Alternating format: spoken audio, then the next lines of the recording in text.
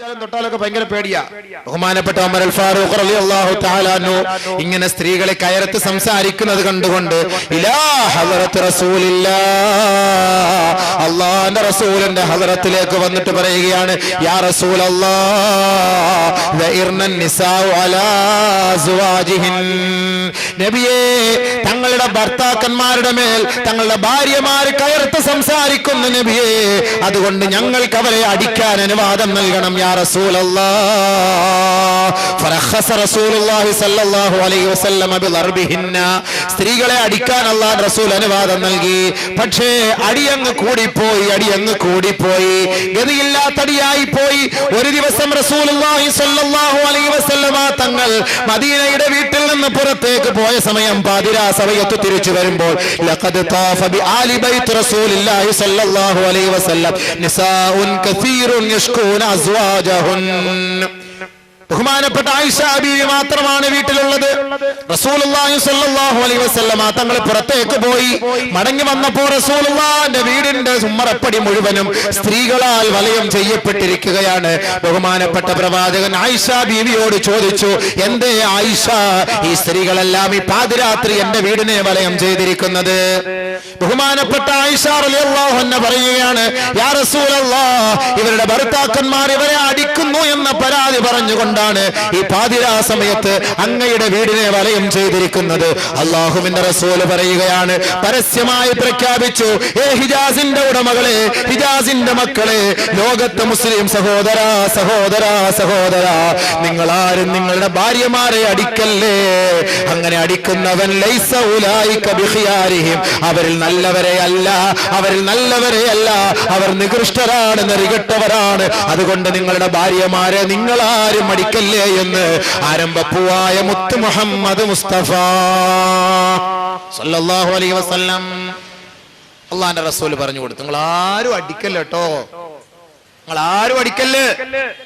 നബി തങ്ങൾ പറയാണ്, ഒരു രാത്രി 70ഓളം പെണ്ണുങ്ങളാണ് പരാതിയായിട്ട് വീട്ടിൽ വന്നത്. പാതിരാത്രി ഭർത്താക്കന്മാർ അടിക്കുന്നു എന്ന് പറഞ്ഞിട്ട് പരാതിയുമായി 70ഓളം പെണ്ണുങ്ങൾ, സ്ത്രീകൾ. ആലോചിച്ച് നോക്കി, എന്തായിരിക്കും അടിയപ്പോ? റസൂലുള്ളാഹി സ്വല്ലല്ലാഹു അലൈഹി വസല്ലം തങ്ങൾ ഭാര്യയോടുള്ള കടപ്പാടിന്റെ പേരിൽ വീണ്ടും പറഞ്ഞു, ലാ യജ്ലിദു അഹദുക്കും ഇംറാതഹു ജൽദൽ അബദ്, അടിമയെ അടിക്കുന്നത് പോലെ നിങ്ങൾ ആരും നിങ്ങളുടെ ഭാര്യമാരെ അടിച്ചു പോകരുത്. സുമ്മ യുജാമിഉഹാ ഫീ ആഖിരിൽ ലൈൽ, ഭാര്യയെ അടിച്ച് മൃഗീയമായ നിലയിൽ വേദനിപ്പിച്ച് വീടിന്റെ ഏതെങ്കിലും ഒരു മൂലയിൽ ചവിട്ടി താഴ്ത്തിയിട്ട് അവന്റെ ശാരീരിക വികാരം പൂർത്തിയാക്കാൻ പാതിരാ കഴിഞ്ഞ സമയത്ത് വേദന കൊണ്ട് മല്ലിടുന്ന പെണ്ണിനെ പിടിച്ച് മലർത്തിക്കിടത്തി അവളുമായി ശാരീരിക ബന്ധം പുലർത്താൻ നാണമില്ലേ എന്ന് ലോകൈക ഗുരു മുഹമ്മദ് മുസ്തഫ സല്ലല്ലാഹു അലൈഹി വസല്ലം അവന്റെ ആവശ്യത്തിന് അടിച്ചങ്ങോട്ട് ഒതുക്കിയിട്ട് പിന്നെ കൊണ്ടുപോയിട്ട് ശാരീരിക ബന്ധം പുലർത്താൻ നാണമില്ല. എനിക്ക് അടിക്കരുത് ഒരു ഭാര്യയെയും ഒരു പെണ്ണിനെയും. അങ്ങനെ നിനക്ക് നിന്റെ ഭാര്യയുമായി യോജിച്ചു പോകാൻ കഴിയില്ല എങ്കിൽ ഈ പീഡന മുറകളെല്ലാം ഒഴിവാക്കി ഇസ്ലാമിക വിധിപ്രകാരം, മതപ്രകാരം, നിയമനിർമ്മാണ പ്രകാരം തസ്രീഹിം ബിഇഹ്സാൻ, നല്ല നിലയിൽ നീ അങ്ങോട്ട് ഒഴിവാക്കിയേ, നല്ല നിലയിൽ ഒഴിവാക്കിയാലേ. അതല്ലാതെ പീഡിപ്പിക്കാനോ പരസ്യപ്പെടുത്തി നാട്ടുകാരെ മുഴുവൻ panchayat, municipality, police station, SP office, രാജ്യത്തിന്റെ എല്ലാ ഓഫീസിലും ഈ പെണ്ണിനെയും കൊണ്ട് കയറിയിറങ്ങി വർഷങ്ങളായി, 8 വർഷമായി ഇവിടെ എനിക്ക് ഒഴിവാക്കി തരാൻ പറഞ്ഞിട്ട് ആരും ഒഴിവാക്കി തരുന്നില്ല, എനിക്കൊരു പെണ്ണ് കെട്ടാനും പറ്റുന്നില്ല, ആകെ ഇടങ്ങേറുണ്ട് അവലും കഞ്ഞിന്നും പറഞ്ഞിട്ട് നാട്ടുകാരുടെ മുഴുവനും മുന്നിൽ, അന്യപുരുഷന്മാരുടെ മുഴുവനും മുന്നിൽ ഈ പെണ്ണിനെ പൊക്കിക്കൊണ്ട് നീ നടക്കരുത് എന്നർത്ഥം. യോജിക്കാൻ പറ്റൂലേ? ഉപദേശിച്ച് നോക്കുക, അടിച്ചു നോക്കുക, മാറി നോക്കുക. നടക്കൂല എങ്കിൽ പതുക്കെ ഇസ്ലാമിക നിയമപ്രകാരം ഖാദിമാരുടെ മുന്നിൽ പോയിട്ട് അവളെ അങ്ങോട്ട് നല്ല നിലയിൽ തസ്രീഹും ബിഇഹ്സാൻ, നല്ല നിലയിൽ അള്ളാഹും റസൂലും പറയുന്ന നിലയിൽ, മാന്യമായ നിലയിൽ അവളെ നീ അങ്ങോട്ട് ഒഴിവാക്കുക. ഈ കരാറാണ് കല്യാണത്തിന്റെ ദിവസം പെണ്ണിന്റെ പിതാവിന്റെ കയ്യിൽ കൈവച്ചുകൊണ്ട്, ഏ ചെറുപ്പക്കാരെ നിങ്ങൾ എടുക്കുന്ന കരാർ, ഈ കരാർ നിങ്ങൾ ഉടച്ചു കളഞ്ഞാൽ അള്ളാഹുവിന്റെ കോടതിയുടെ മുന്നിൽ നിന്ദ്യനായി തലകുനിച്ചു നിൽക്കേണ്ടി വരും. പടച്ചവൻ കാക്കട്ടെ. ഈ കരാറെല്ലാം പറഞ്ഞു പൂർത്തിയാക്കിയിട്ടാണ് അൽ ഫാത്തിഹ ഓതുന്നത്. ഫാത്തിഹായ ഒരു സാക്ഷ്യം. ഇതാണ് കല്യാണം. കല്യാണം കഴിഞ്ഞു. കല്യാണം കഴിഞ്ഞ മാത്രയിൽ രണ്ടാമതായി ചെയ്യേണ്ട ഉത്തരവാദിത്വം ചെറുക്കന്റെയും പെണ്ണിന്റെയും കൈക്ക് പിടിച്ച് മംഗളാശംസ നേരലാണ്. എന്താ മംഗളാശംസ? ഓരോ പാർട്ടിക്കാരും അവരുടെ പത്രങ്ങൾ കൊണ്ടുവന്ന് ഇങ്ങനെ വായിക്കും മംഗളാശംസ.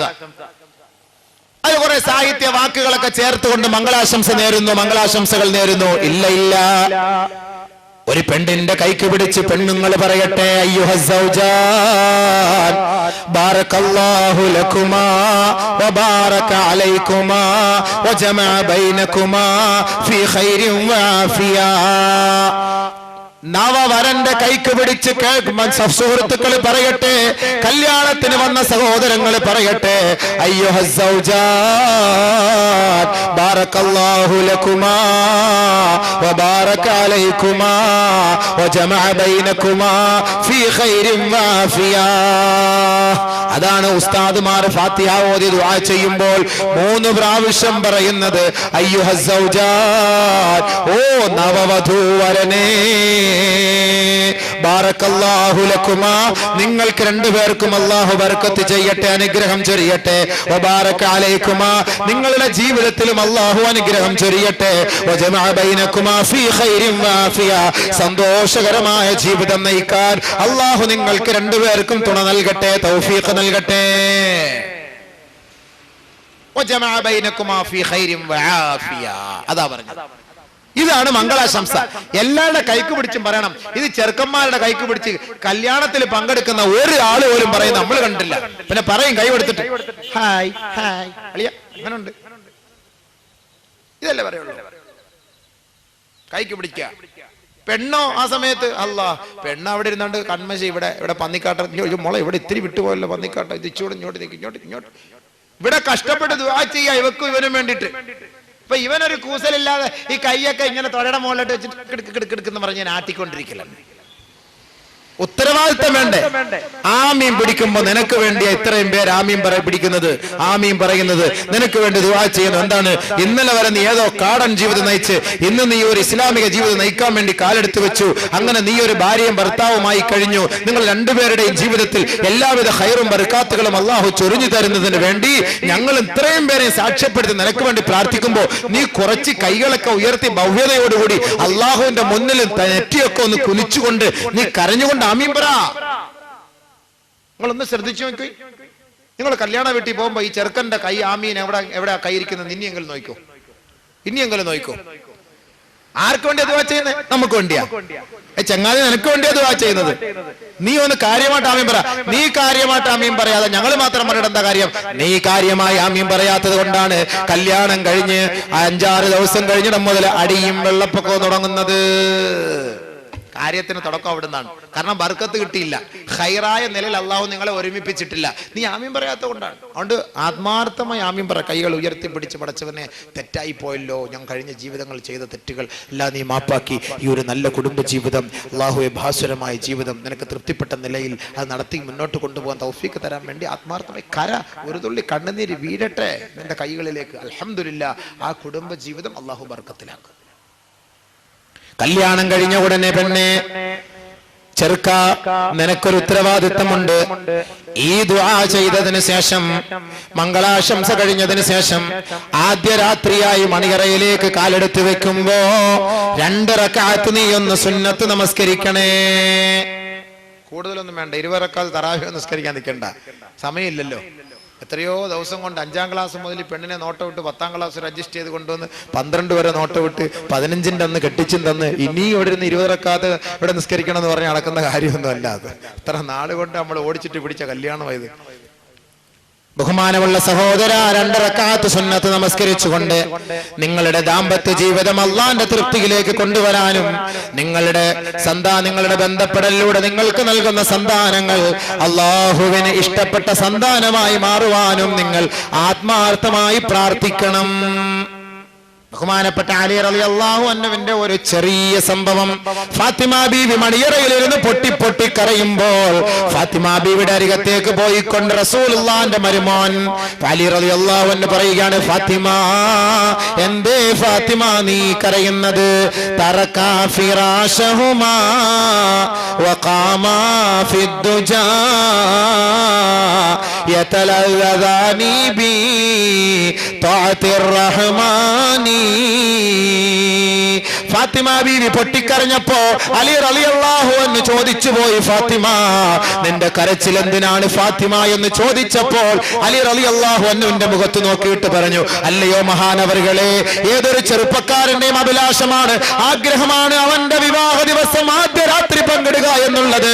പക്ഷേ എനിക്കിപ്പോൾ എന്റെ മനസ്സിൽ തെളിഞ്ഞു വരുന്ന ഒരു കാര്യം, നമ്മുടെ മക്കൾ, നമ്മുടെ സന്താനങ്ങൾ, നമ്മുടെ രണ്ടുപേരുടെയും ബന്ധത്തിലൂടെ അള്ളാഹു നൽകുന്ന സന്താനങ്ങൾ ലോക ജനതയ്ക്ക് മാതൃകാ മഹതികളാകണം, മാതൃകാ പുരുഷന്മാരാകണം. വഴിതെറ്റിപ്പോയ സന്താന പരമ്പരകളാകരുത്. നമ്മൾ മരിച്ചു പോയാൽ നമ്മുടെ മക്കൾ നമുക്ക് വേണ്ടി പ്രാർത്ഥിക്കുന്ന സ്വാലിഹ്യങ്ങളായ സന്താനങ്ങളായി മാറണം.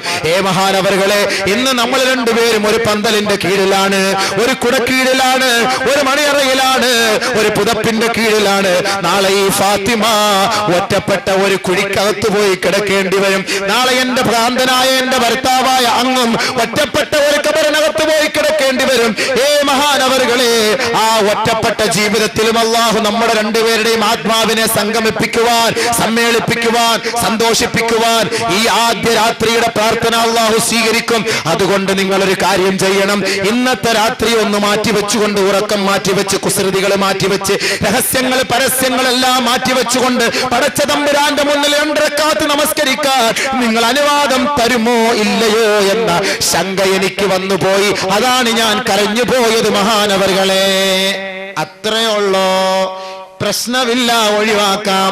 തറക്കാ ഫിറാശഹുമാ വഖാമാ ഫിദ്ദുജാ യതലദാനി ബി തഅതിർ റഹ്മാനി. രണ്ടുപേരും വിരിപ്പങ്ങൊഴിവാക്കി. വഖാമാ, അവർ രണ്ടുപേരും നിലകൊണ്ടു. ഫിദ്ദുജാ, നേരം വെളുക്കുവോളം അവർ നിന്നു. യതലദാനി, അവർ രണ്ടുപേരുടെയും ആനന്ദം, രണ്ടുപേരുടെയും കുസൃതി, രണ്ടുപേരുടെയും സന്തോഷം ബിതഅതിർ റഹ്മാനി. കാരുണ്യവാനും പരമകാരുണികനുമായ തമ്പുരാനെ സ്തുതിക്കലിലൂടെയും പ്രകീർത്തിക്കലിലൂടെയും സ്തുതികീർത്തനങ്ങൾ അർപ്പിക്കലിലൂടെയുമായിരുന്നു ആദ്യ രാത്രി അവരുടെ രണ്ടുപേരുടെയും സന്തോഷം. അതുകൊണ്ട് എന്താ സംഭവിച്ചത്? അവരുടെ രണ്ടുപേരുടെ പ്രാർത്ഥനയുടെ ഫലമായി ഇറാഖിന്റെ മണ്ണിൽ വെള്ളം കിട്ടാതെ കണ്ട് യൂഫ്രട്ടീസിന്റെയും ടൈഗ്രീസിന്റെയും ഓരത്ത് കിടന്ന് പിടഞ്ഞു പിടഞ്ഞ് ഹസൻ ഹുസൈൻ റളിയല്ലാഹു തആല അൻഹു മരണപ്പെട്ടുവെങ്കിൽ, സഹോദര, ഹുസൈൻ റളിയല്ലാഹു അൻഹുവിന്റെ വേർപാടിൽ ദുഃഖിച്ച ലോകമേ, മുഹറമിൽ നിങ്ങൾ ആ ഒരു സ്മരണ അയവിറക്കുമെങ്കിൽ ഏറ്റവും നല്ല ശുദ്ധജല തടാകത്തിന്റെ ഓരത്ത് കിടന്ന് ഒരു തുള്ളി വെള്ളം പോലും കുടിക്കാതെയാണ് ബഹുമാനപ്പെട്ട മഹാനായ ഷഹീദ് ഹുസൈൻ റളിയല്ലാഹു അൻഹു ലോകത്തോട് വിട പറഞ്ഞതെങ്കിൽ, ഹുസൈൻ റളിയല്ലാഹു അൻഹുവിനെ കുറിച്ച് സ്മരിക്കാത്ത ഒരു മുസ്ലിം ഇന്ന് ലോകത്തുണ്ടോ? ഏതെങ്കിലും ജുമാ ഖുത്ബയിൽ ഹസൻ ഹുസൈനെ സ്മരിക്കാത്ത ഒരു ജുമായുണ്ടോ, ഒരു ദുആയുണ്ടോ?